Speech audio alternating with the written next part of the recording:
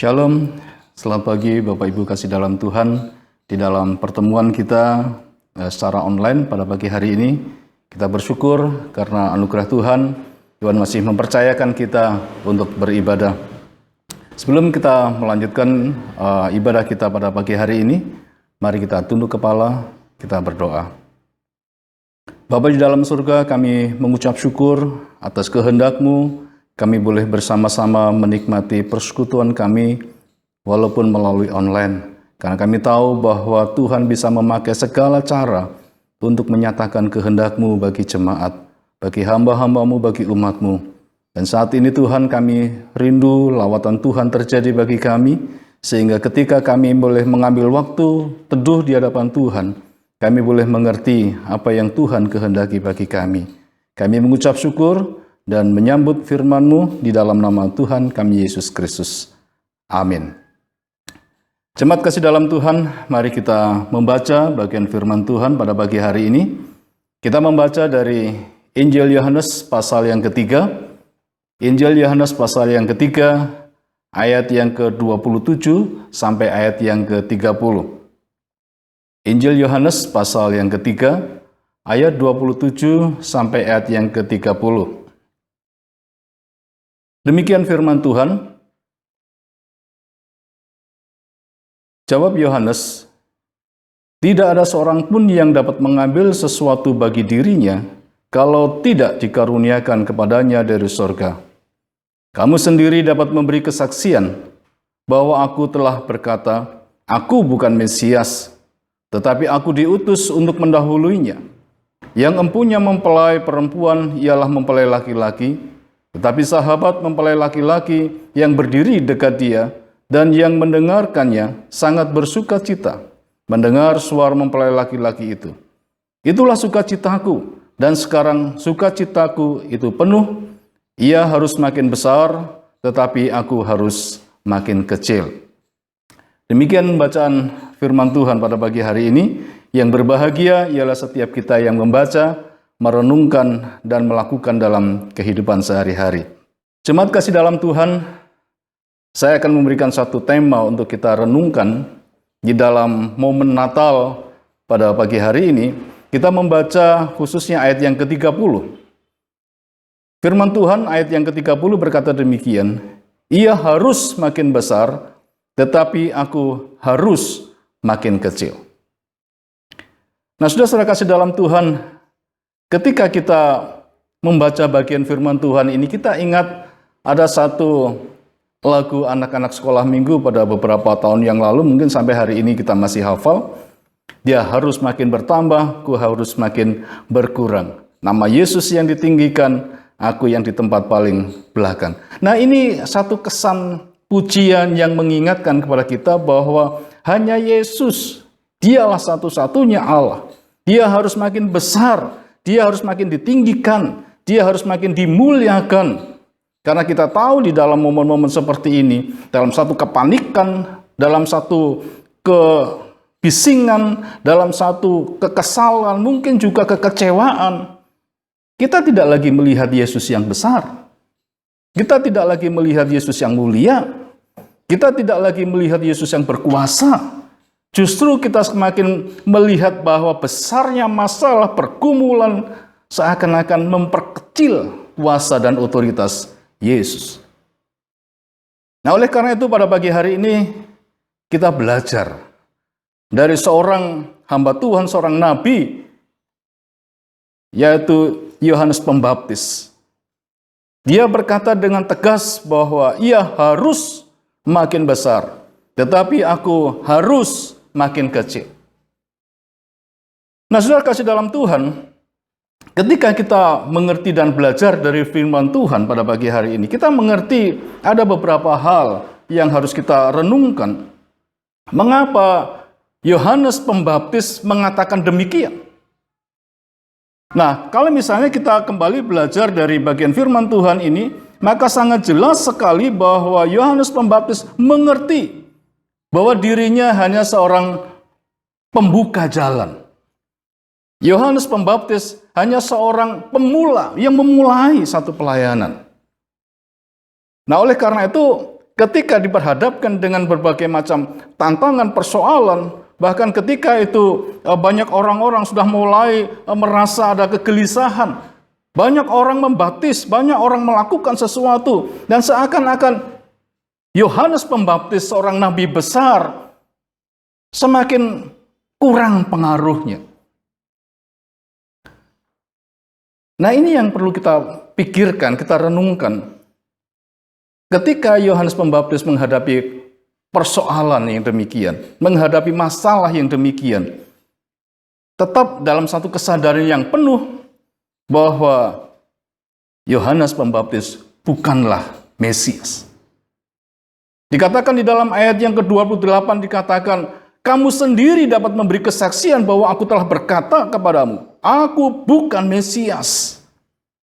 Nah, saudara kasih dalam Tuhan, ketika dia berkata bahwa aku bukan Mesias, maka sebenarnya apa yang dipikirkan oleh Yohanes? Apa yang dipikirkan oleh bangsa Israel pada waktu itu? Kita mengenal bahwa dalam catatan Alkitab, Mesias bagi orang Yahudi adalah satu sosok yang sedang dinanti-nantikan. Bagi orang-orang Yahudi, Mesias adalah satu nabi besar yang akan membebaskan bangsa Israel dari keterpurukan. Mesias adalah nabi besar yang akan membebaskan bangsa Israel dari persoalan-persoalan politik. Bahkan mungkin juga persoalan-persoalan yang bersifat sosial dalam kehidupan mereka. Oleh karena itulah, maka mereka menanti-nantikan. Mereka mengharapkan kehadiran Sang Mesias. Nah, ketika Yohanes Pembaptis Yohanes Pembaptis ini hadir di tengah-tengah bangsa Israel, maka Yohanes Pembaptis melakukan tugasnya dengan satu keberanian, dengan satu otoritas sepenuh yang dari Tuhan. Maka dengan keberanian inilah banyak orang kemudian melihat bahwa jangan-jangan dia adalah Mesias. Jangan-jangan dia inilah sang pembebas. Jangan-jangan dia inilah yang menjadi figur seorang pemimpin di masa depan. Jemaat kasih dalam Tuhan, siapa sih yang tidak senang kalau misalnya pada waktu itu ada seorang nama yang sedang diagung-agungkan, yang sedang didamba-dambakan dan kemudian hadir di tengah-tengah mereka. Tentu orang akan katakan, ya saya inilah orangnya, begitu. Tetapi tidak demikian dengan Yohanes Pembaptis. Justru Yohanes Pembaptis dengan berani mengatakan bahwa aku bukan. Bahkan kalau misalnya dia menyadari dirinya adalah seorang pengantara, seorang perintis jalan, maka dia tahu bahwa fungsinya bukan sebagai seorang tokoh, sebagai orang nomor satu. Dia hanya sekedar membuka jalan. Dia hanya memberikan satu kesempatan untuk seorang yang lebih besar akan hadir kemudian. Jadi yang perlu kita pelajari dari bagian ini, yang pertama ada kejujuran dari Yohanes Pembaptis. Dia bukan Mesias. Kejujuran ini penting bagi seorang pemimpin. Kejujuran ini penting dan diharapkan dalam satu sistem kepemimpinan di dalam pelayanan. Nah, yang kedua, Yohanes mengajar kepada kita bahwa dirinya hanyalah seorang utusan. Ada satu ungkapan dalam bahasa Jawa yang mengatakan wong kiri munggah balik. Nah, tentu bagi setiap saudara-saudara yang dalam bahasa Jawa yang mengerti kental dengan bahasa Jawa memahami istilah ini, wong kiri munggah balik. Nah, ungkapan ini sebenarnya memiliki makna ganda. Yang pertama, makna yang bersifat positif, tetapi yang kedua juga makna yang bersifat negatif. Nah, makna yang bersifat positif apa? Kalau misalnya kita melihat sisi yang positif, ini adalah satu gambaran tentang kedaulatan yang maha besar, kedaulatan orang yang memberikan wewenang. Nah, kemudian mendaulat kepada seseorang yang mungkin bagi kita tidak masuk hitungan. Mungkin adalah orang yang kecil, orang cilik. Tetapi dalam satu jabatan tertentu, dia diberikan satu kewenangan untuk memimpin. Entah dalam satu perusahaan, entah dalam satu lembaga, entah dalam satu bagian apa saja. Ini orang akan melihat bahwa, wah nggak mungkin dia, mana bisa dia. Tetapi bisa atau tidak ketika seorang pemimpin memberikan wewenang kepada orang yang dianggapnya mampu. Siapapun dia, apapun latar belakangnya, apapun status pendidikannya, ketika yang berwenang ini memberikan satu jabatan, maka dia berhak untuk melakukan. Ini secara positif. Tetapi secara negatif, ungkapan ini memberikan satu gambaran bahwa hadirnya orang-orang yang sombong, hadirnya orang-orang yang angkuh, hadirnya orang-orang yang arogan, yang tidak mau melihat siapa dia. Kemudian ketika menjalankan tugasnya, mereka menjalankannya dengan semena-mena, semaunya sendiri, semau gue. Ini maksud daripada wong kere munggah balik. Nah, berbeda dengan Yohanes Pembaptis. Dia tidak demikian. Dalam terjemahan yang lain, Yohanes Pembaptis berkata bahwa aku berkata dengan tegas bahwa aku bukan Mesias. Aku hanya mempersiapkan jalan baginya. Lain tidak. Ini dalam terjemahan firman Allah yang hidup mengatakan demikian. Artinya bahwa Yohanes Pembaptis ini menyadari akan fungsinya dia sebagai seorang yang diutus. Dia bukan menjadi orang pertama. Dia bukan menjadi orang yang prioritas. Bukan yang jadi yang utama. Kesadaran inilah yang perlu kita pelajari dalam kehidupan kita.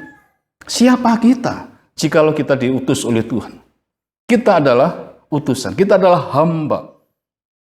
Nah, oleh karena itulah, maka jelas di sini apa yang disampaikan oleh Yohanes Pembaptis, dia tidak mengambil keuntungan dari pengaruhnya. Dia tidak mengambil keuntungan dari apa yang dilakukannya. Sehingga kalau misalnya dalam bagian murid-murid yang lain berkata, lihat guru, ini murid-muridnya semua datang kepada Mesias, datang kepada Yesus. Tetapi apa yang disampaikan oleh Yohanes Pembaptis di sini, dia harus makin besar di dalam ayat yang ke-30. Dia memberikan pengaruhnya untuk membawa orang, bukan datang kepada dirinya, tetapi datang kepada menghantar banyak orang untuk memuliakan namanya. Itu sebabnya dikatakan, ia harus makin besar. Mesias harus makin besar. Yesus harus makin besar. Tetapi aku makin kecil. Bagaimana dengan kita?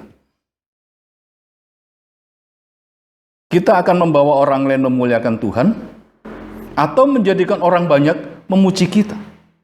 Dalam pelayanan kita, mari kita sekedar melihat diri, mengevaluasi diri. Selama ini kita melihat apa yang kita lakukan membawa kemuliaan bagi Tuhan, atau membawa kepujian bagi diri sendiri. Nah, yang terakhir, ketika kita melihat bahwa kejujuran Yohanes menyatakan bahwa dirinya adalah seorang utusan, yang ketiga kita melihat mengapa dia harus makin besar. Sebab hanya Yesuslah yang harus menjadi pusat penyembahan kita.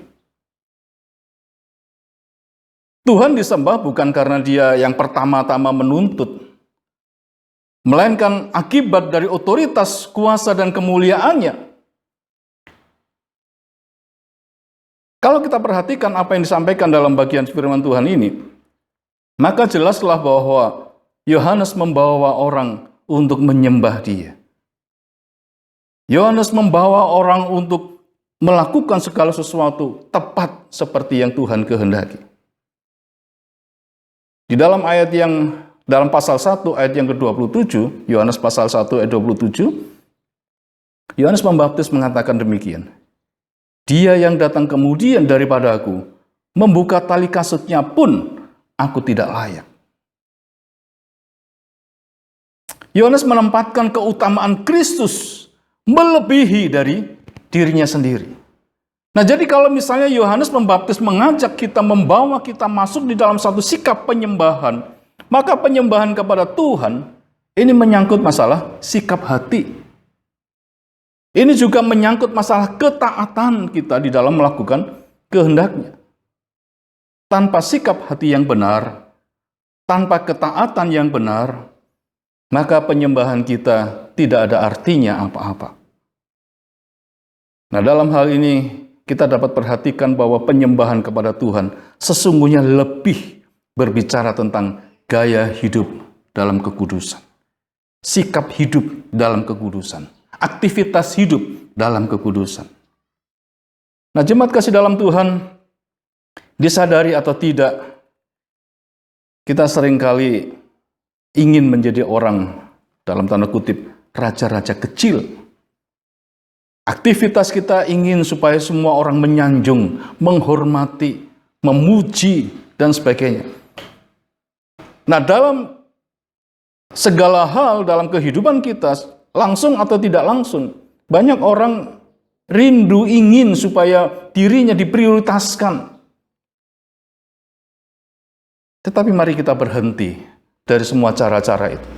Mari kita berhenti dari semua cara-cara hidup kita yang kembali kepada satu self-oriented, kepada diri sendiri. Tetapi mari kita kembali belajar dari seorang nabi besar. Nah, Tuhan Yesus mengajar kepada kita. Mari kita tidak silau dengan pujian.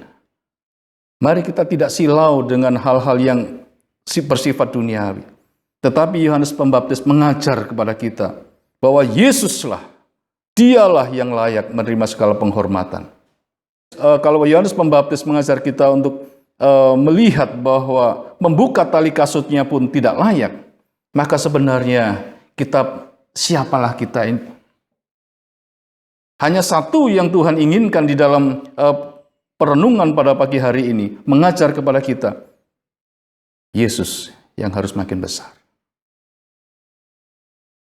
Dalam peristiwa pandemi yang panjang, dalam situasi kesulitan, dalam situasi yang penuh dengan mungkin kedukaan, kekecewaan, hasil usaha macet, pekerjaan macet, segala sesuatu serasa bahwa tidak ada hasil yang bisa kita lakukan.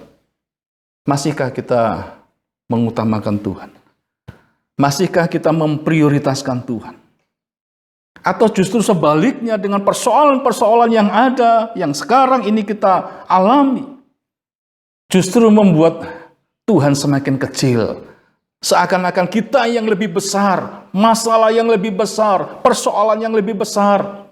Bagaimana tidak? Usaha macet, pandemi tidak berhenti-berhenti. Segala urusan-urusan kita seakan-akan semua dengan birokrasi-birokrasi yang serba sulit membawa kita tidak putus-putusnya untuk terus mengeluh, komplain, kecewa, putus asa. Bahkan mungkin berdoa pun malas, baca firman Tuhan malas, karena seakan-akan semua tidak berguna. Mari kita kembali melihat dalam peristiwa Natal ini, Yesus yang maha besar, Dia yang maha tinggi, Dia yang maha mulia, datang dengan segala kepapaannya, datang dengan segala kemiskinannya. Dia mengosongkan dirinya, kata Paulus dalam Filipi pasal yang kedua. Dia mengosongkan dirinya. Untuk siapa? Untuk saudara dan saya. Kalau Yesus sudah melakukan segala sesuatu untuk saudara dan saya, apa yang dapat kita persembahkan kepada Dia? Orang Majus yang tidak pernah mengenal dengan Yesus, dia datang dengan membawa segala barang-barang persembahan kepada Tuhan. Yesus datang kepada orang-orang miskin. Yesus datang kepada orang-orang yang sakit, sedang berduka, dan hari ini Dia sedang melawat kita. Oleh karena itulah, Maka melalui firman Tuhan ini, Tuhan mengutus kita di dalam segala pergumulan kita masuk untuk menyaksikan Yesus, Dia yang Maha Besar. Segala kemuliaan hanya bagi Dia. Soli Deo Gloria. Selamat Natal, Tuhan Yesus memberkati. Amin.